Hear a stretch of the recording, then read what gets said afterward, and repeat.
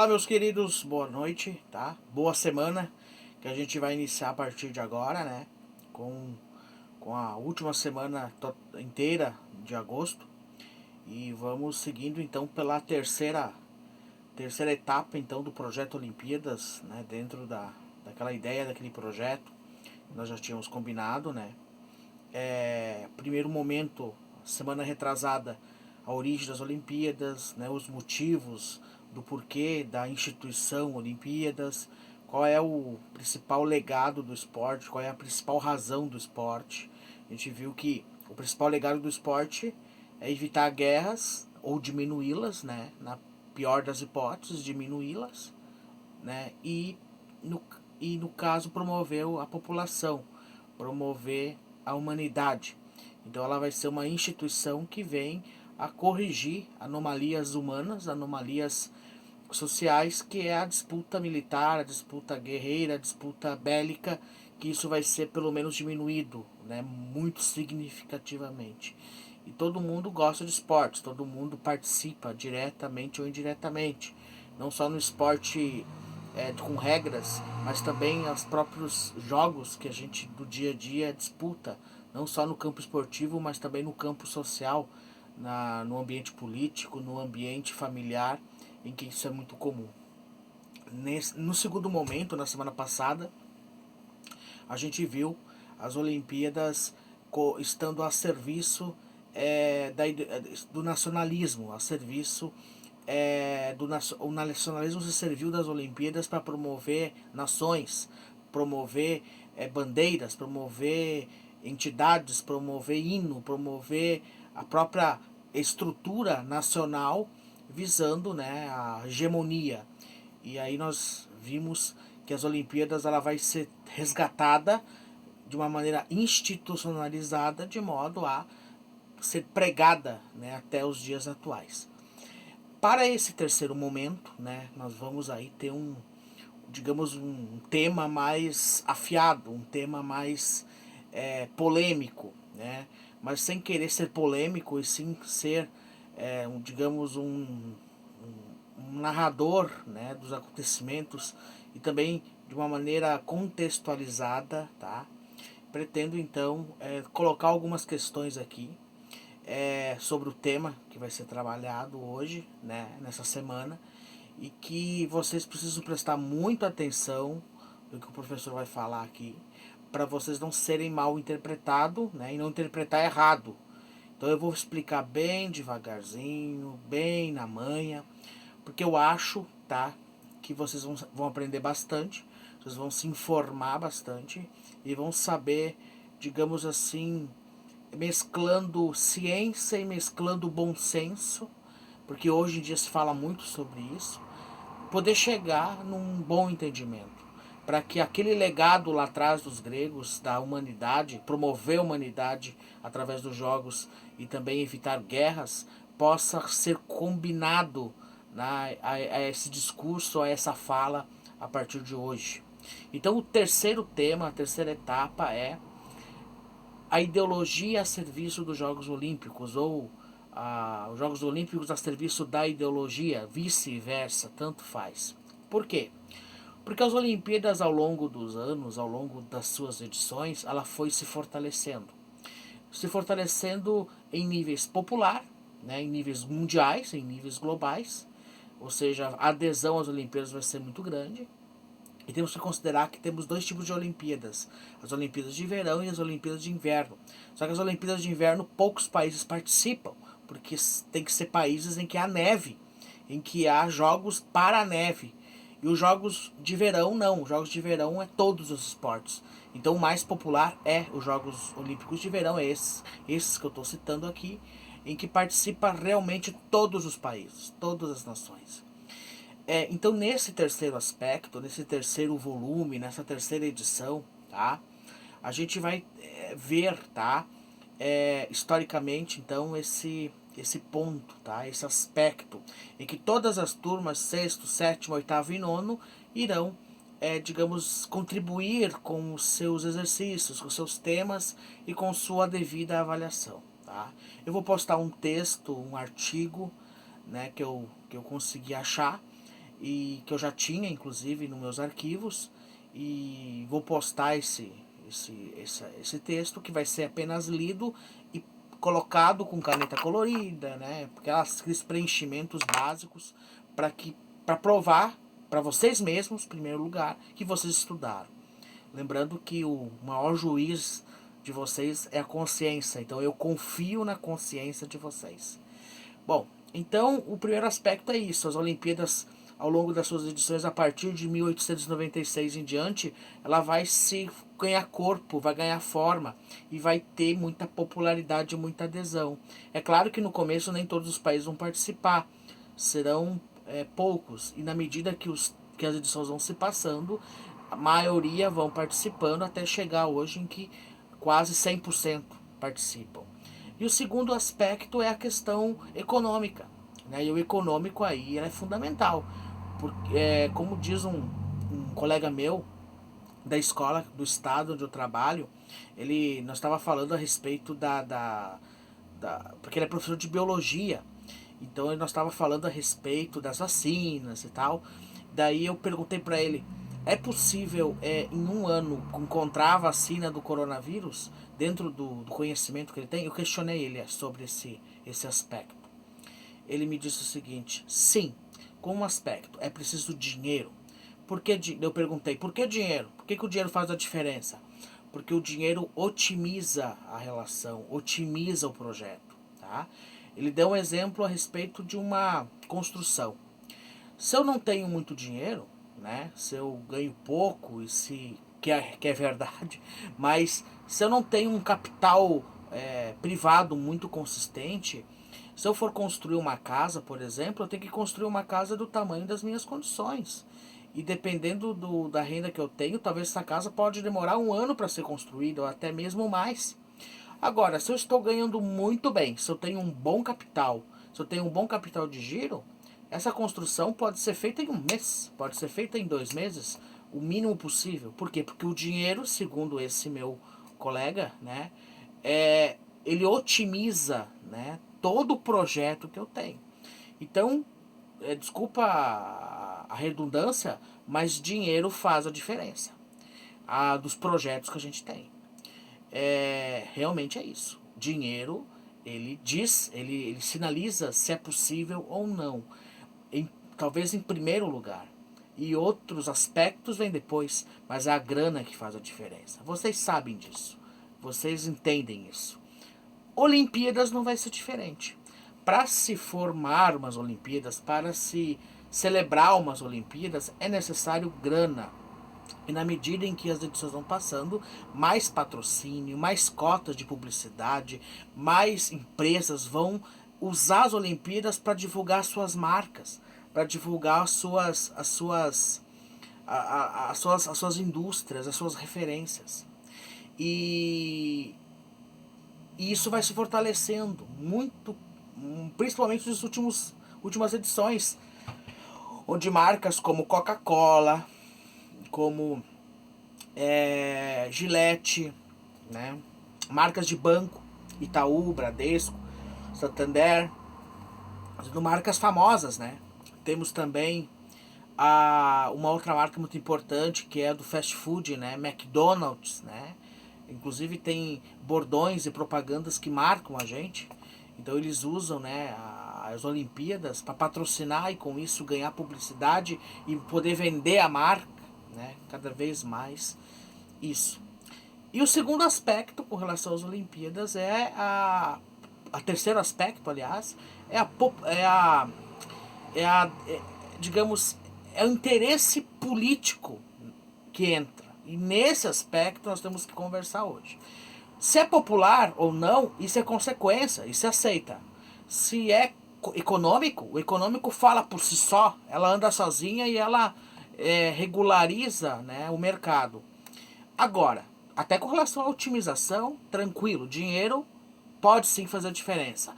Porém, quando a política entra, ai, aí já se torna algo perigoso. Nós vamos ver isso com mais detalhes.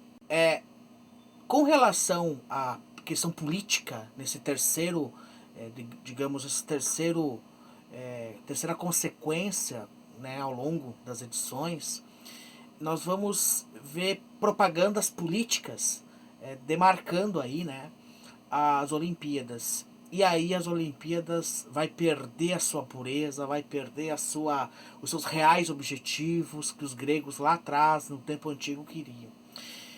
Vai ser contaminado, vai se comprometer? Evidente que sim, mas ela vai continuar se sustentando, porque as Olimpíadas ainda assim têm um papel importante, apesar dos interesses políticos por trás disso.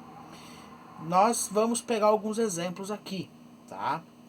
Os exemplos aqui que possivelmente vocês, com as pesquisas de vocês, com a observância desse vídeo aqui e com as anotações de vocês, para depois ir na internet buscar mais informações sobre isso. E graças à internet a gente tem a velocidade das informações. Para isso é necessário curiosidade, interesse e ação por parte de todos. Gostaria de destacar em particular, então, as Olimpíadas de Berlim, no ano de 1936, tá? Quando é escolhida uma sede, qual é o critério para ser, digamos assim, escolhido? Vamos imaginar Nova Hartz candidato à sede das Olimpíadas de 2024, por exemplo, tá? É proibido pensar uma coisa dessa? Claro que não. Mas sabemos que é impossível. Por quê? Porque Nova Hartz tem que provar que tem capacidade econômica, capacidade estrutural para receber o mundo inteiro aqui. Bom, aí já encerrou a conversa, a gente vê que não tem.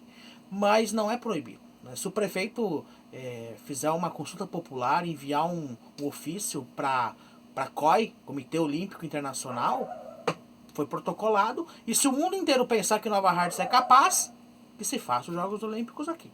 É evidente que não adianta nem tentar, né? Porque se tentar vai passar vergonha. Agora, cidades como Berlim, Rio de Janeiro, Nova York, São Paulo, Helsinki, Oslo, na Noruega, Los Angeles, quer dizer, cidades globais, cidades metrópoles, cuja economia é muito forte, sim, são essas cidades que são escolhidas. Elas têm que provar para o COI, provar para o mundo que ela tem condições para isso, tem estrutura para isso, tem recursos, né, para manter e para receber esses Jogos Olímpicos. É feita uma reunião, é feita uma eleição interna ali no COI e é escolhido então a sede das Olimpíadas, em que o mundo todo aceita, porque dentro das regras da disputa ali, do convencimento, se fez a escolha, tudo certo. Essas Olimpíadas de 36, ela tem uma característica específica, porque foi a Olimpíada dos nazistas, foi a Olimpíada de Adolf Hitler, né? O grande mal da humanidade, né? O grande produto da humanidade, que não deveria nem ter nascido, mas nasceu, e ele é fruto do seu tempo. Não seria muito oportunismo, né, de qualquer historiador, de qualquer professor, apontar Hitler como o culpado disso tudo.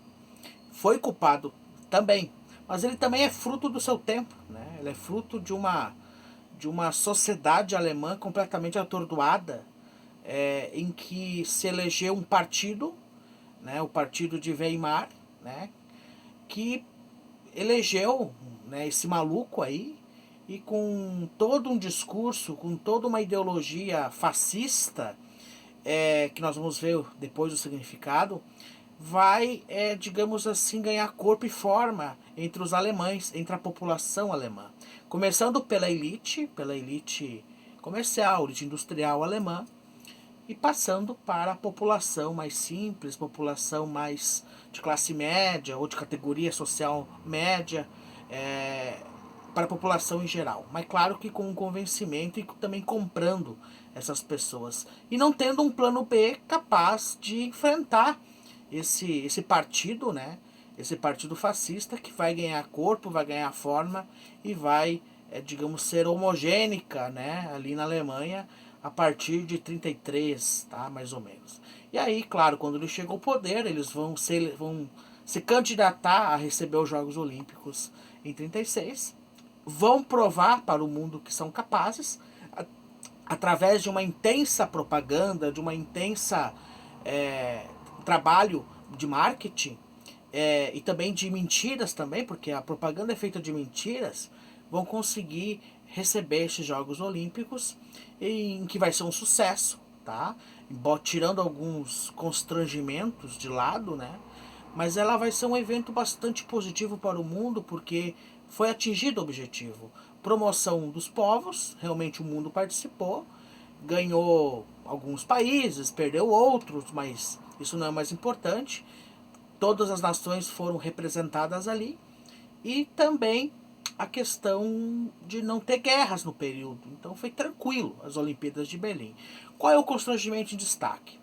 Um, um, um corredor, um atleta negro, tá, dos Estados Unidos, ele venceu, tá? Ele venceu a corrida, a maratona, tá? E ganhou a medalha de ouro. E qual é o problema? Qual é o problema disso?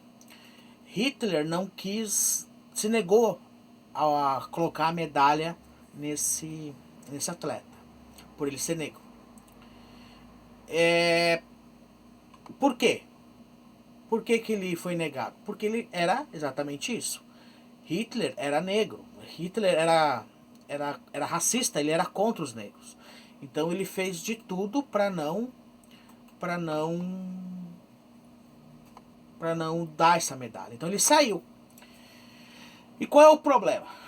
O problema, gente, é que o país, tá, que ele representava, os Estados Unidos, e o presidente dos Estados Unidos lavou as mãos. Não fez um protesto, não se queixou, né, virou as costas. Entrevistando esse atleta mais tarde, tá, verificou que ele ficou mais chateado com o presidente do país dele do que o próprio Hitler.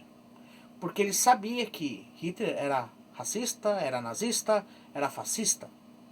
E com isso, ele não aceitou. Ele não aceitou o presidente do seu próprio país por não ter feito nenhuma nota de repúdio a este comportamento cruel, esse comportamento preconceituoso, né, do presidente da Alemanha na época, que era o Adolf Hitler, né? Então, falar de Adolf Hitler chega a dar uns calafrios, porque nós estamos falando de uma das 5 piores pessoas da história do mundo. Pessoas mais, digamos assim, piores, mais suja, mais podre, mais negativa, né, que poderia ter existido. Pois Hitler, ele promoveu massacre, promoveu ódio, promoveu tudo que não é bom para o mundo, né? E nós vamos ver isso com mais cautela. Para os alunos mais novos ali, sexto ano e sétimos, eu estou tentando trabalhar com uma linguagem mais simples para vocês entenderem. Então, quando eu falo ideologia, tá? Lembra do vídeo da aula passada, quando eu falava que ideologia é uma ideia que é colocada e é perpassada para todos, e como se essa ideia fosse verdadeira, como se fosse real. Mas não significa que ela é real. Muito pelo contrário, ela pode ter muitos problemas ali. No caso das Olimpíadas de Berlim, em que esse atleta, cujo nome é Jesse Owens, tá? Americano, a ideologia ficou muito clara ali, tá? A ideologia nazista, tá? Que nós vamos ver isso com mais detalhe agora. Bem, muito já se falou sobre isso, vocês com certeza já viram falar sobre fascismo e nazismo, tá? O pessoal os alunos do 9º ano, a gente já teve oportunidade de conversar sobre isso também em aula presenciais. Aula presencial! Nós estava presente. Quando nós voltar, a gente vai retomar esses assuntos aí. Bom, gente, o que é o nazismo? O nazismo, ela é uma teoria, é uma ideologia, tá? Nascido na Alemanha, tá? No final da Primeira Guerra Mundial, tá? A Primeira Guerra Mundial e a Segunda Guerra Mundial foram tão drásticos que cancelaram 3 Olimpíadas, né? O que foi a Primeira Guerra Mundial? A Alemanha levou um vareio. A Alemanha perdeu, né? A Alemanha foi desqualificada, né? De forma bélica, né? De forma militar mesmo. E pior do que isso, ela foi acusada através de um departamento chamado Conferência de Versalhes, que mais tarde vai se tornar a ONU, a pagar todas as indenizações de guerra aos que perderam, aos que tiveram problemas, às vítimas da guerra. Ou seja, a Alemanha, que já tinha sido humilhada ali, e nessa humilhação vocês imaginem, né? Bandeira queimada, pessoas morrendo de fome, as pessoas com corpos assim expostos nas ruas de Berlim. Gente, era um caos, tá? A Primeira Guerra Mundial foi isso. A Alemanha foi trucidada pelos ingleses, pelos americanos. A Itália, que era parceira da Alemanha, recuou antes, então eles não tiveram tantas perdas. Então aí existe uma questão aí de uma dúbia mágoa histórica aí entre a Alemanha e a Itália, para a Itália ter pulado o barco sabendo que ia perder, e a Alemanha foi até o fim, e nessa derrota as consequências foram terríveis para o país. Economicamente o país ficou a zero, e o que sobrou da Alemanha tinha que ser reconstruído. Porém, logo em seguida, a guerra terminou em 18. Foi feita uma conferência em Versalhes, tá? Versalhes é na Áustria, né? E nessa conferência, não, Versalhes é na França, desculpa, é na França. E nessa conferência, tá, de Versalhes, foi decidido o seguinte: todos os países apontaram a mão para a Alemanha, condenando a Alemanha pela causa da Primeira Guerra Mundial. Sim, eles estavam certos, a Alemanha foi a culpada da guerra, mas ela não foi culpada sozinha. Ela teve parceria do Japão, teve parceria da Itália, ou seja, teve um arranjo geopolítico ali que dá, digamos, a Alemanha sendo mais um participante. Só que ela foi acusada, né? E os alemães, naquele período, há 100 anos atrás, estou falando de 1919, há 100 anos atrás, não aceitaram essa decisão. E isso mexeu com os brios dos alemães. Agora preste atenção, sétimos anos. Da onde são os germanos? Povos bárbaros, povos caucasianos que tomaram o Império Romano lá no final do século V. Ou seja, eles são os povos valentes, povos guerreiros, que vão, juntamente com a Igreja Católica, reestruturar todo o mapa europeu que pertencia a Roma. Então vejamos, esse embate, né, esse registro histórico pode ser identificado, gente, pelas características de um cidadão germânico. O que é um germânico? O que é um alemão? O que é um italiano? O que é uma etnia dessas raízes históricas? De não perder o orgulho, de não deixar levar desaforo para casa também, né? Ou seja, pisar, humilhar, né? Um povo que tinha uma autoestima muito grande e uma história gloriosa vai deixar marcas muito grandes, e essa marca, essa derrota vai se converter em ódio. Ela vai se voltar contra aqueles que fizeram isso. Pois veja, eu vou dar um exemplo. Hitler era um gênio. Era um gênio no sentido puro da palavra. Ele era pintor, ele era estrategista, ele era poeta, ele era, enfim, escultor e tal. Na Primeira Guerra Mundial, ele era cabo, né? Ou seja, ele era um soldado com um pequeno cargo dentro do pelotão. Ele foi um sobrevivente da Primeira Guerra Mundial, né? Ele saiu vivo da Primeira Guerra Mundial. E nos diários que ele escreve, tá? Ele narra o seguinte, que quando foi no finalzinho da guerra, ele percebeu o seguinte, que os alemães, que os ingleses, aliás, Os ingleses pegaram a bandeira da Alemanha, ou seja, da pátria dele. Ele é um austríaco que foi migrado para a Alemanha, então ele se identificava como alemão. Ele viu, né, ele machucado, ele lá nas trincheiras, que é os buracos, né, onde os soldados se escondiam, o seu país sendo derrotado daquela forma. O que é queimar uma bandeira, né? Queimar uma bandeira é a pior ofensa para aquele que carrega o sentimento nacionalista. É a pior. Eu vou fazer uma comparação bem simples aqui, tá? Isso é muito sério, embora seja uma comparação de brincadeira, mas ela é séria. Pega um gremista fanático, ou um colorado fanático, e aí na frente dele, tu pega e queima uma bandeira do Grêmio, do Inter, desse fanático, para ver o que vai acontecer. Com certeza não vai dar coisa boa. Então imagina um país. Lembra da semana passada quando eu falava a respeito do sentimento nacionalista, dos povos entrando com a bandeira dentro do estádio? Então, fazendo isso, Hitler engoliu o azedo ali. Ele marcou isso. Depois ele olhou para um lado e viu os amigos dele mortos, do outro lado os seus familiares mortos. E aí tem um documentário no History bem interessante, pode baixar no YouTube, tem lá sobre Hitler. Existe um soldado que queria matá-lo quando ele estava de costa e ele não matou. Mas Hitler, quando se vira, ele dá uma olhada meio que dizendo, então me mate.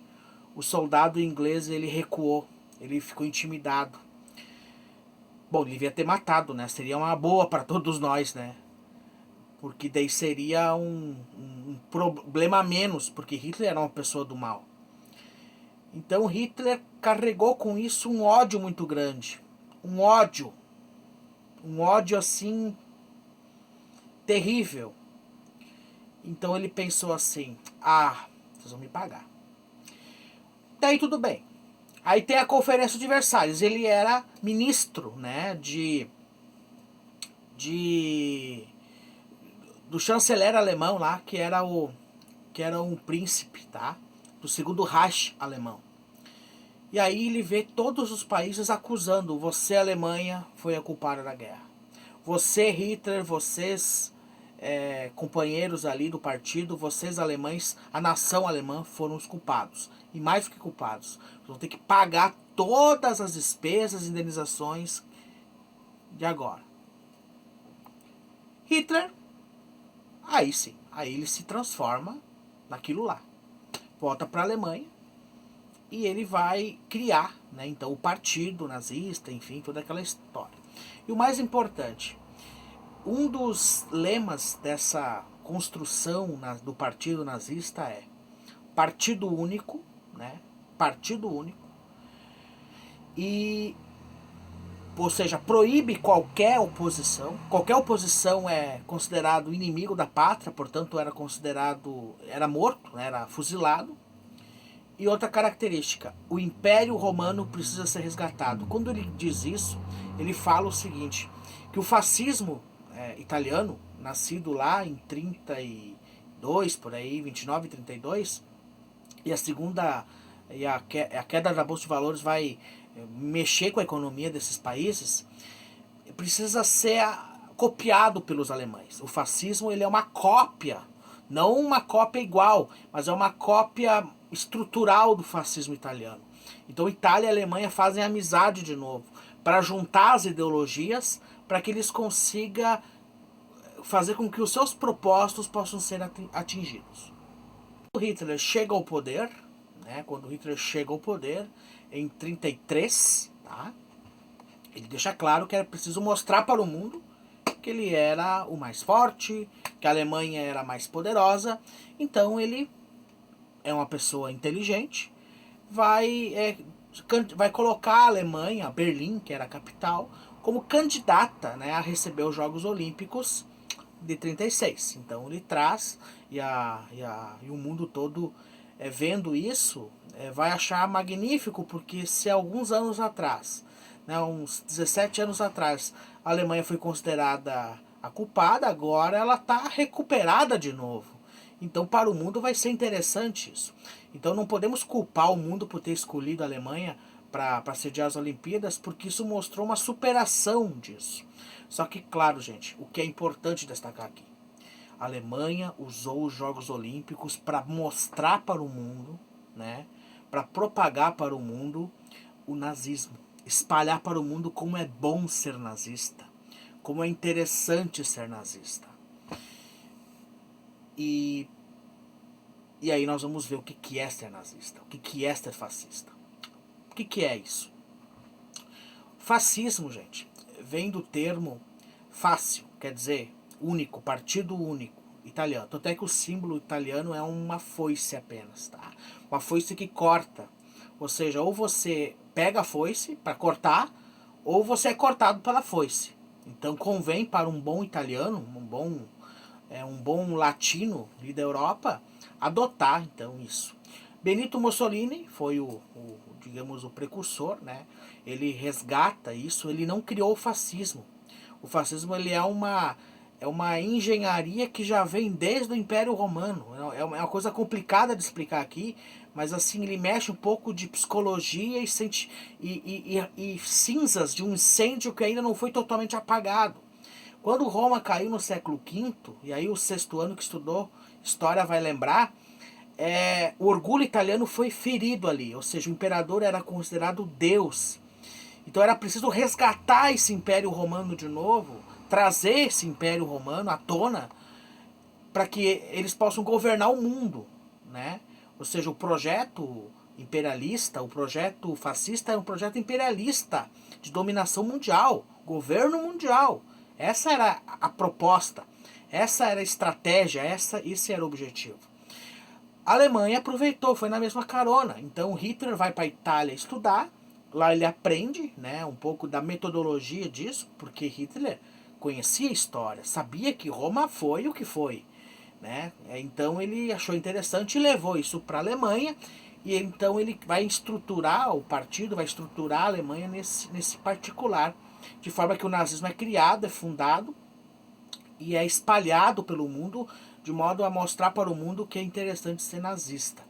O que é, qual é o comportamento do nazista e o fascista? O fascista começa pelo seguinte: ele não aceita oposição, tá? Então não é nada democrático, então já está fora, tá, de qualquer possibilidade dele vir a ser aceito aí na nossa realidade de hoje. Ou seja, quem é fascista e nazista, dá para falar tranquilamente, é um criminoso ou é um burro, porque não entende história, tá? Não entende nada de história, é burro e ignorante.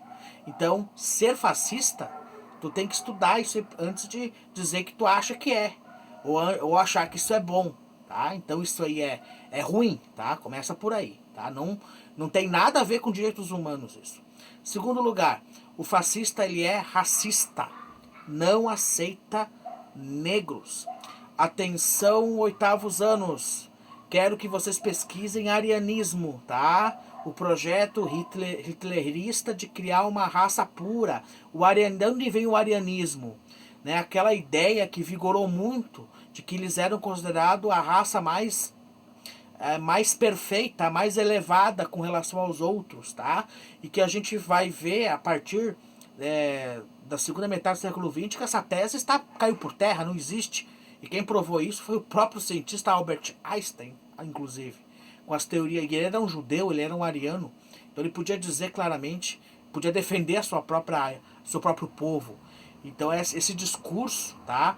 Esse discurso de raça pura, isso não existe, né? Isso não existe. Todas as raças são literalmente iguais. Era isso que se defendia. Fascismo e nazismo defendiam uma raça única, uma raça superior à outra.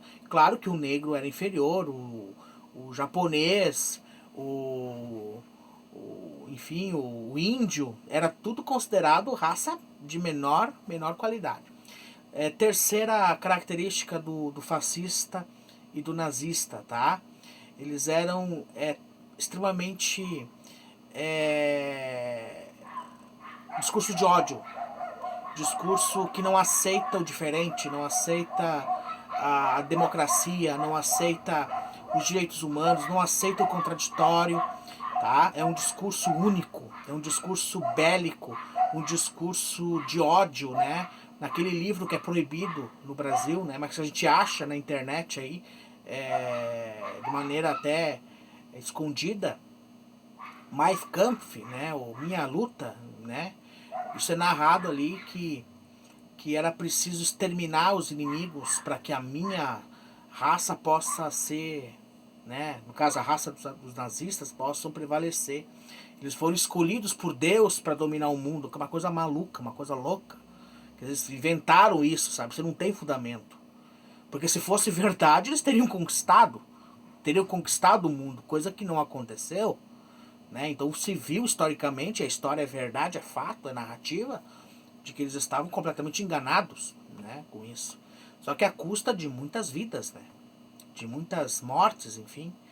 Tivemos aí também a disseminação, então, desse projeto único, essa ideia maluca. E o Brasil vai sofrer isso muito porque com a imigração, né, que é o que ocorre ali no final, durante o século XIX, começo do século XX, o governo Vargas, o governo brasileiro, vai proibir casas terem rádio.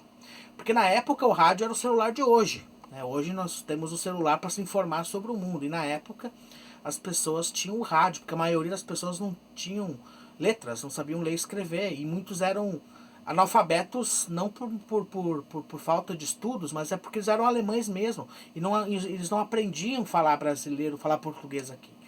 Então a região aqui era uma região com língua alemã, com língua italiana lá para a região da Serra, enfim. Então as casas que tinham rádio eram confiscadas pelo governo. Né? Para quê? Para não ouvir as notícias da Alemanha. E para não ouvir falar de um tal de Hitler que ascendeu ao poder, porque o pessoal daqui, né, descendente de alemão, ia se contagiar e o nazismo ia se espalhar para cá também. Então o governo brasileiro fez isso. Só que a maioria dos alemães aqui não estava preocupado em saber da política, queriam saber da família, que estavam sofrendo lá. Né? Muita gente tinha primos, pais, parentes, e a preocupação deles era com a família e não com o que estava acontecendo politicamente lá. Getúlio Vargas não aceitando isso, e ele era um ditador, né? Gente, Getúlio Vargas, pessoal, nonos anos, presta atenção. Como político, ele é top. Ele é show de bola. Agora, como pessoa, não vale nada. Né? Como pessoa, ele não tem nada de bom. Né? Estudar ele é maravilhoso. O cara fez muita coisa pro país. Só que tirando o lado pessoal dele, ele é o legítimo cara que mata e vai chorar no enterro. Então não cai nessa de nacionalismo ali de Vargas, que é fria, tá? Vamos pegar o lado bom da coisa. E a verdade também. Bom, então o nazismo vai ter ramificações pelo mundo inteiro, né? E as Olimpíadas, infelizmente, de 36, ela foi o painel, foi o espaço que recebeu esse tipo de coisa. O COI foi culpado? Não. Naquela época não tinha como, porque o nazismo, o Berlim, a Alemanha, seguiu os protocolos das exigências para poder receber essas Olimpíadas. E foi o que aconteceu. Bem, dito isso, tá? Vamos ter então o fato ali do Jesse Owens ter vencido aí a corrida e não ter recebido a medalha por parte do Hitler. Ele ter ficado mais magoado com o presidente dos Estados Unidos por não ter feito o ofício aí, repudiando nessa atitude aí. Bom, o vídeo se estendeu muito, tá? Tava avaliando antes ali, o vídeo tá grande, então vamos ser direto ao ponto, tá? O tema ele é um tema puxado, um tema complicado, tá? Mas assim, espero ter sido o mais claro possível, tá? Só para finalizar. Então a fundamentação, tá, do fascismo e do nazismo, ela se deu com o resgate de um império que já se acabou e era preciso voltar de novo. Tá? Então a ideia de ser um governo total, um governo de ferro, que tem o domínio mundial, né? Esse era o projeto da Alemanha, com Hitler. E também as teorias racistas que se vigoravam entre os políticos da época. Eles vão usar a teoria darwinista, né? A teoria do darwinismo social, que diz o seguinte, que as plantas, para se desenvolver, não pode ter nenhuma podre no meio. Então as podres tu tem que arrancar, cortar fora. E os políticos vão fazer uma loucura, vão dizer que as plantas são gente. Então as pessoas que tiver com problemas, as pessoas que não pensar de acordo com o que os nazifascistas pensam, é preciso cortar fora. Então é perigoso esse lado, é o que vai acontecer. E os governos nesse período, né, os governos nacionalistas, eles vão pregar essa ideia, vão pregar esse projeto, né, esse discurso fascista, realmente um discurso tenebroso. E ele vai às vezes se disfarçar de comunismo, às vezes vai se disfarçar de nacionalismo. Nazismo e fascismo são todos regimes totalitários e regimes criminosos, em que não se pode admitir de hipótese alguma, tá? Bom, pessoal, para os sextos anos, tá? A atividade é fazer o resumo do texto com relação aos preenchimentos ali e pesquisar o que é ouro, o que é prata e o que é bronze, tá? Vou postar ali na tarefa para vocês, só isso. O tema é minerais. O que é ouro, o que é prata e o que é bronze. Sextos anos em história, tá? Caracterizar então os povos germânicos. Quem eram os povos germânicos que vão dominar o mundo, que vão dominar a América e que vão dominar o mundo medieval aí, né? E junto com essa junção com diferentes povos. Para os oitavos anos, tá? A questão então geopolítica, a questão, enfim, da miscigenação, a questão da imigração, né, aqui, em que vamos ter imigrantes alemães, italianos, que mais tarde vão fazer o que fizeram lá na Europa com as guerras mundiais. E para os oitavos anos, para os nonos anos, a relação de Vargas, aí, a relação política aí brasileira com relação à perseguição, né, aos imigrantes aqui do Brasil, com medo. Vargas tinha medo que o fascismo e o nazismo fosse implantado no Brasil, só que ele se implantou no Brasil, se implantou assim como no mundo inteiro, tá? Porque na globalização, na era da globalização, ninguém é de ninguém, todo mundo é de todo mundo vê o que acontece. Então a gente vai perceber aí, enxergar aí movimentos, né, sociais ligados ao nazifascismo, tá? Movimentos totalitários, em que os jogos, em que os eventos, em que as músicas, o teatro, as novelas e as propagandas são usados como instrumento de propagação dessas ideologias aí, certo? Boa semana, bom trabalho e leia o texto e faça as atividades para cada turma aí, dentro desse projeto todo chamado Olimpíadas. Beijo do prof e boa semana.